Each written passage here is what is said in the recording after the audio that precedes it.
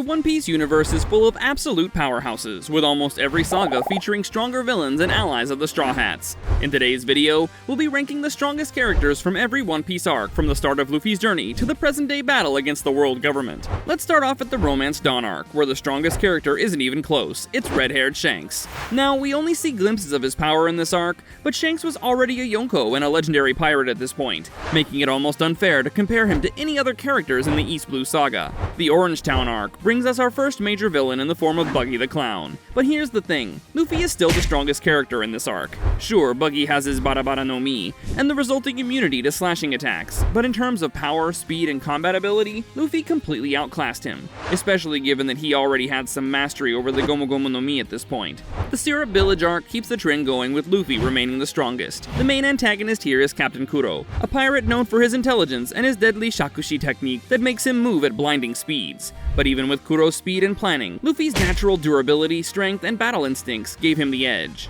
The Baratie arc is pretty easy for us, since this is where we're introduced to Dracul Mihawk, the world's strongest swordsman. Mihawk casually destroys Don Krieg's entire fleet, he defeats Zoro without even trying, and shows that the gap between him and everyone else in this arc is just astronomical. Arlong Park is interesting because it's genuinely debatable. Arlong is a fishman, meaning he's naturally many times stronger than a human on land, and even stronger in water. But given that Luffy defeats Arlong without much assistance and smashes Arlong through Arlong Park itself, it's probably fair to say he's the strongest in this arc. The Logetown arc is brief, but the strongest character here is Monkey D. Dragon, who stops Smoker from capturing Luffy. Now, we haven't really seen any of Dragon's powers, but given his title as the world's worst criminal and the status as the founder of the Revolutionary Army, there's no way anyone in Logetown is stronger than him. Moving on to the Reverse Mountain arc, we have a weird candidate, Laboon the Whale. Think about it. He has incredible durability, allowing him to ram his head into the red line for 50 years with virtually no permanent damage. Laboon's sheer size allows him to swallow entire ships, and he took a hit from Luffy to the eye without even flinching, making him the strongest character of this arc. At Whiskey Peak, we meet the Baroque Works bounty hunters, with the strongest character here being the mysterious Miss All Sunday, Nico Robin. At this point, she's actually on par with the monster trio in terms of combat ability, and her intelligence and experience put her just above everyone else in this arc. Next, we reach the Little Garden arc, where the legendary giants Dory and Broggy are easily more powerful than the Straw Hats and Baroque Works agents. The reason we have a tie here is because the two former captains of the giant warrior pirates have been dueling each other for 100 years with no clear result. During the Drum Island arc, Luffy pretty easily takes the title of the strongest character, as the focus is more on curing Nami than taking on strong antagonists. Even though Wapol has the abilities of the Baku Baku no Mi, his strength is not on par with Luffy's during this arc. Now, the Arabasta arc does a complete turnaround, as it's full-on powerful fighters. You've got the likes of Crocodile and Mr. One, who have top-tier Devil Fruit abilities and the expertise to use them well. But the strongest character here is Portgas the Ace, who runs into the Straw Hats at the beginning of the arc. By this point, he was already serving under Whitebeard and had considerable hockey mastery. During the Jaya arc, we run into Bellamy and the Blackbeard Pirates, but the strongest character shown here is pretty clearly Don Quixote do Flamingo. Doflamingo is a warlord at this point, and his mastery of the Ito Ito no Mi and all three hockey types show his power is beyond everyone else on Jaya. The Skypiea arc is once again pretty clear, as it introduces us to Enel, who possesses the Goro Goro no Mi, one of the most powerful Logia-type devil fruits in existence. This guy is just so ridiculously overpowered that he would have killed the entire Straw Hat crew, if not for Luffy's body being rubber and naturally a counter. Moving on to the Long Ring Long Land arc, the Straw Hats have a Davy Back fight against the Foxy Pirates, who are pretty tame as far as power goes. The strongest character here is Admiral Aokiji, who single-handedly smokes the entire Straw Hat crew and nearly kills both Luffy and Robin. The strongest character in the Water 7 arc is also a pretty easy pick, as the main antagonist, Rob Lucci, is far more powerful than the Straw Hats at this point. As the strongest fighter in CP9's history, Rob Lucci possesses the Neko Neko no Mi model leopard, and is a master of the Rokushiki. We get to flip the script in the Enies Lobby arc, as almost all the Straw Hats get stronger by unlocking new abilities. Luffy debuts Gear 2 and Gear 3 here, allowing him to overpower both Blueno and Lucci, and making him the strongest character in this arc. The post-Enies Lobby arc is mostly downtime and setup,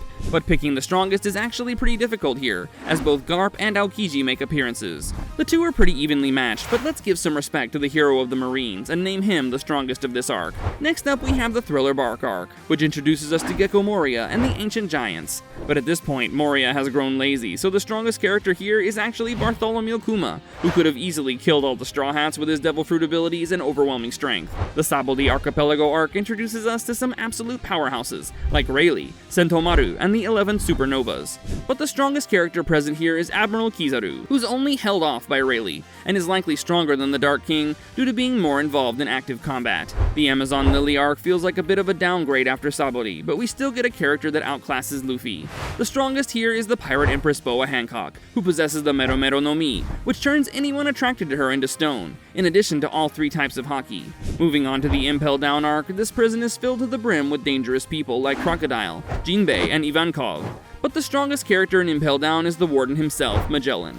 Magellan has the Doku Doku no Mi, which gives him control over poisons that range from mild irritants to lethal neurotoxins. The Marineford arc gives us the greatest war in One Piece history, and the strongest character here, even while sick, old, and dying, is Edward Newgate. Whitebeard was already known as the strongest man in the world, and during Marineford he took 267 sword wounds, 152 bullet wounds, 46 cannon hits, and still died standing. The post-war arc is the aftermath of Marineford, and the most powerful characters portrayed here are Garp, Rayleigh, Sengoku, and Mihawk. The title of strongest in this arc probably goes to Mihawk thanks to his status as the world's strongest swordsman, and the other 3 being semi-retired.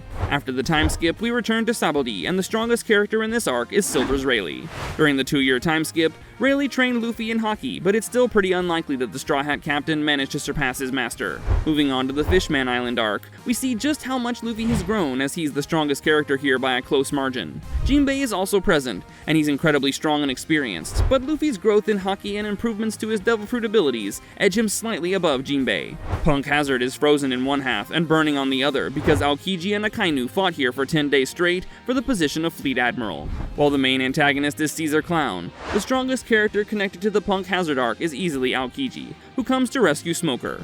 The Dressrosa arc is massive, filled with powerful characters like Doflamingo, Admiral Fujitora, Sabo, and Gear 4 Luffy. However, the strongest character who appears in Dressrosa is Kaido, the strongest creature in the world. The Uo Uo no Mi model Seiryu gives him the power of an Azure Dragon, and increases his durability to insane levels. But in addition to that, Kaido also has mastery over all 3 forms of haki. The Zou arc turns down the power levels a bit, as the strongest character here is Jack the Drought, one of Kaido's 3 closest confidants. Jack has the Zozo no Mi model Mammoth, giving him ancient Zoan powers that surpass the Mink tribe and the Straw Hats. The Whole Cake Island arc is Big Mom's territory, and she's the strongest here without question. Charlotte Linlin is one of the 4 emperors, and with the Soru Soru no Mi, she can steal souls and harness their energy.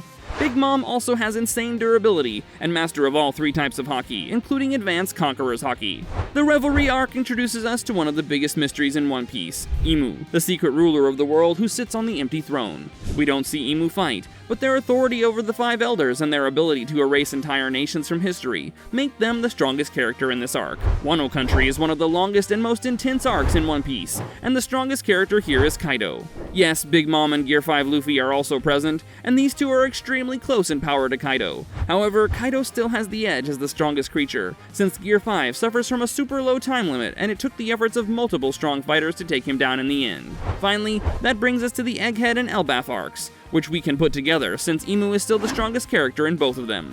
We haven't really gotten a full read on Imu's abilities, but it's clear that they can use magic, telepathy, and Conqueror's haki. Given that pretty much everyone's afraid of taking on Imu at this stage, I think it's safe to say they're the strongest character in the series so far. And there you have it, the strongest character in every major One Piece arc. If you agree with our power scaling, let us know your thoughts in the comments down below.